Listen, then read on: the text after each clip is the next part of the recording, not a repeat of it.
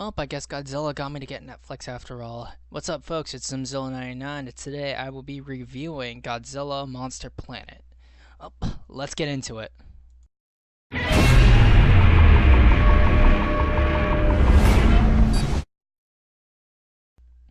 Now, the movie starts off with introducing us to Hiro. Hiro is going to be our main character throughout probably all three movies, and we see him having bombs strapped to his chest, and he's on a transport vessel.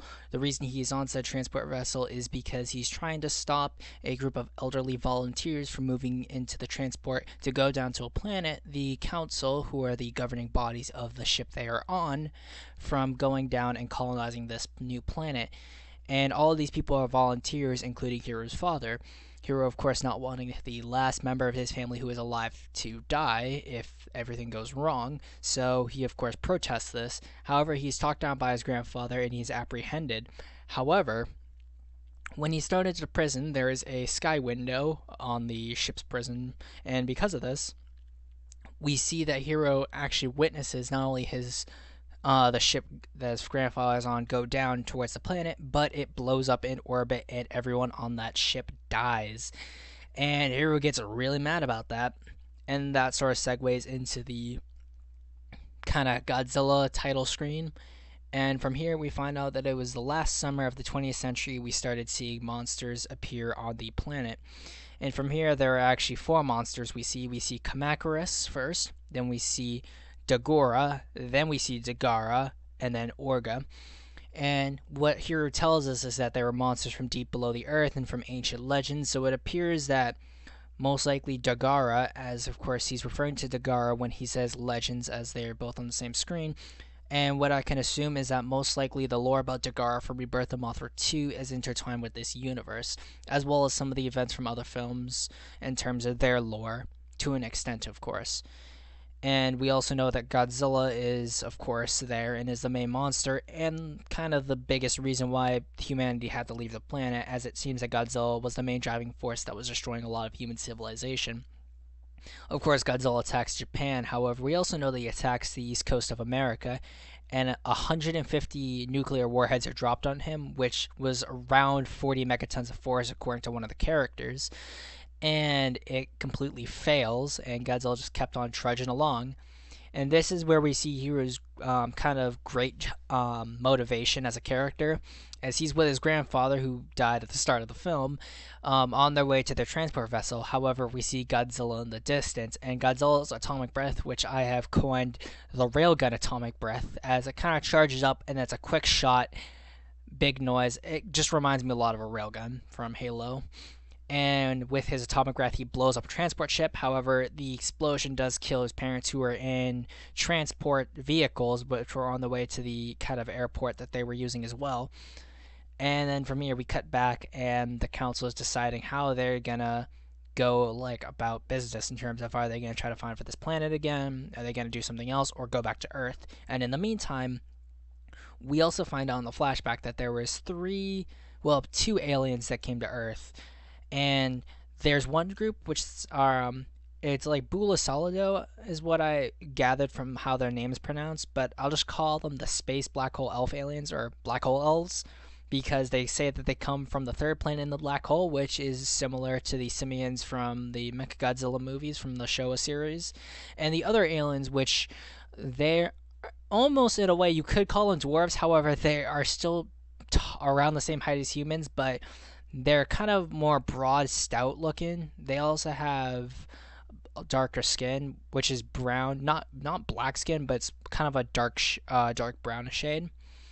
And from here, we find out it's these, I'll just call them dwarf aliens. The dwarf aliens are the ones who create Mechagodzilla. However, they state that Mechagodzilla can't come to life, which begs to wonder why or what Mechagodzilla is in this series. Is it a cyborg or an automaton of some kind, or something similar to the Abyss from Evangelion? We don't really know at this point. However, the facility where the Mechagodzilla was being housed is destroyed. However, we know that, of course, we'll be going to see Mechagodzilla in the later films, so we do know that the machine itself survived. And the other aliens, I'll call them the elf aliens, as they're taller than humans, have sharp ears similar to elves. However, they don't have as sharp features as modern fantasy elves, but they're similar in nature, high, proper speaking, kind of high and mighty and stuff like that. And we also know that this is the first case of religion that is introduced directly into the Godzilla series that isn't like implied because we live on Earth, but is a religion of Gabatsirum, as it's called, as that is probably their chief deity. And their whole structure is similar to that of Catholicism, as they talk about redemption and the idea of repentance or confessions and the idea of prayer and all that stuff. So it's very similar to Catholicism. However, we don't know as much about it as I'd like to give a proper analysis of it, but it is quite interesting. And we also find out that one of the elf guys on the council, who is apparently taken an interest in Hiro, has been giving him some private information about Godzilla, which Hiro has used to compile a set of statistics and data that they could use to kill Godzilla. And he leaks this onto the ship's sort of nav or net so that a lot of people could see this, and it does raise morale a little bit, and people are starting to wonder, oh, can we actually kill Godzilla? So, because of a little bit of pressure from the crew, they decide, oh, let's go back to Earth. And they're around 11.9 light years away, and they say the jump will take them, it would be 1,000 years when they actually reach Earth based on their warp travel. So their warp travel isn't all that consistent, as they had left 22 years ago. So, I guess anything that is in terms of light speed and is called the warp is probably going to be slow. I'm looking at you, Warhammer 40k. But in terms of technology itself, once we land on the planet and we see drones of some kind, we also see other stuff such as mechs, walkers, speeders, stuff like that. It's kind of standard sci-fi. However, it does have that kind of techno Japan vibe to it, of course, since it's from Japan. But they do have a certain kind of energy called gammatration or gammatron. Is like that's gammatron energy. We don't really know much about it. However, it's kind of like the main source of energy behind the ship and a lot of its energies. Of course, a lot of stuff on the ship is green. However, the thrusters and stuff from the ships on the ground during the events of the movie are all purple. So we don't know if there's like energy as a specific color of some kind, or it's just because of like what kind of equipment is being used. But it's all very interesting. So what happens is that they send drones down to the planet to examine it, see what's going on, and because of what they see as electromagnetic interference, they're unable to actually sort of see the planet properly. However, they're able to do mapping and stuff through like sound, visuals, and sort of a analysis of what's probably there. However, they do see movement, which does disrupt all the scanning, and then they hear Godzilla's roar, and he uses the atomic breath to destroy one of the drones.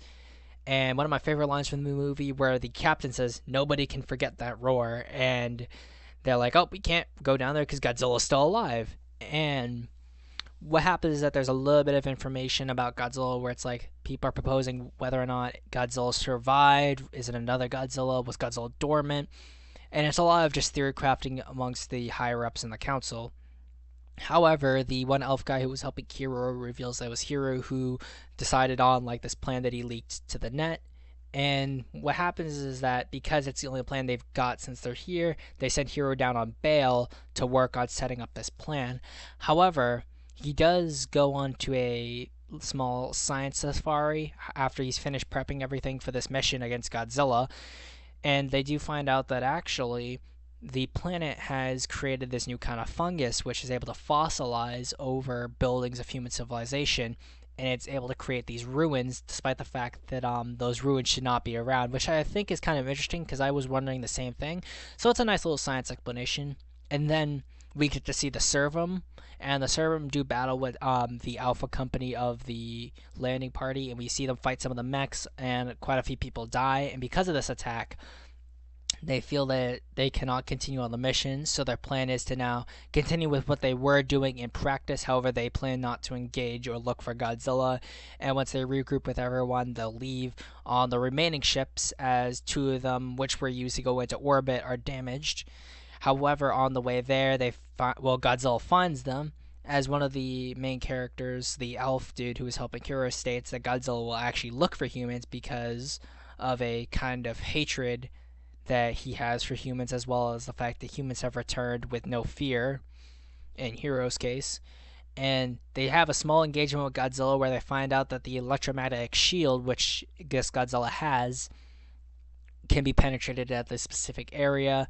And with the leader of the operation dead, Hero now assumes command, which is nice because he actually is down there almost the entire time in handcuffs, and he's only really there because it was his plan. However, he does take full command and proper, and they fight against this Godzilla, and Hero is actually the one responsible for using the EMPs of the humans. They interrupt with Godzilla's wavelength, which causes Godzilla to explode from his own energies, which is kind of cool and crazy. Reminds me a bit of GMK, and it's the music and stuff. It pumps you up. It's really nice.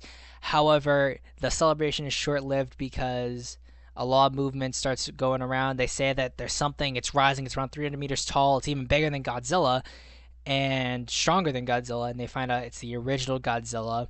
And the elf guy, he's like kind of quoting scripture. He's not actually quoting like biblical scripture, but he's saying it in a poetic, almost scripture-esque sense. And my second favorite line in the movie where he says, "It's been a while, king of the monsters," and then Godzilla roars. And the roar itself is similar to the 2002-2001 Godzilla, as well as it's got a little bit of the 98 Godzilla in it. But it's overall a good roar.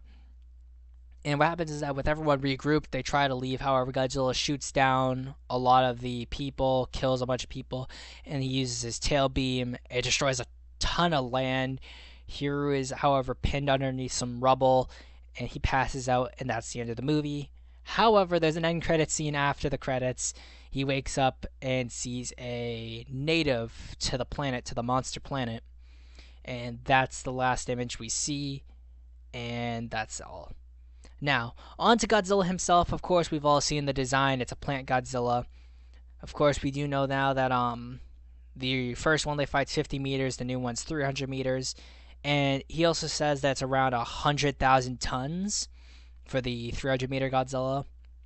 And in terms of energies, the 50-meter Godzilla was able to put out 180 gigawatts of power, while the 300-meter one was able to put out 900 gigawatts of power. This Godzilla is, of course, male. They refer to it as he or him or that monster. So Godzilla is definitely male. So people can stop saying, oh, Godzilla could possibly be female. No. He's definitely male. Stop it. And we also hear that Godzilla at a normal base walking speed, this 50-meter one, is able to move around 40 kilometers an hour. And that's a 50-meter walking speed. And on a small note, we do not know if this is referring to Space Godzilla. However, the Space Elf dude says, he talks about the vengeful hammer of arrogance or something like that. But he talks about this vengeful hammer destroying other civilizations and species. And it could be a reference to Space Godzilla because he refers to it being similar to Godzilla. But we don't really know. But overall, this movie was awesome. I really enjoyed it. And I just hope that the rest of the movies, they keep up this pace, and I appreciate their attention to detail, the decision making of the characters. It isn't overly stupid, unlike another sci-fi series that I just watched, Star Wars: The Last Jedi. I'm sorry. But yeah, it's really good. I recommend that if you have Netflix, watch it. If you're a Godzilla fan, pick up a free trial of Netflix and watch it. And if you just like sci-fi and stuff in general with a little bit of monster action, watch it. And that's all, guys. See ya.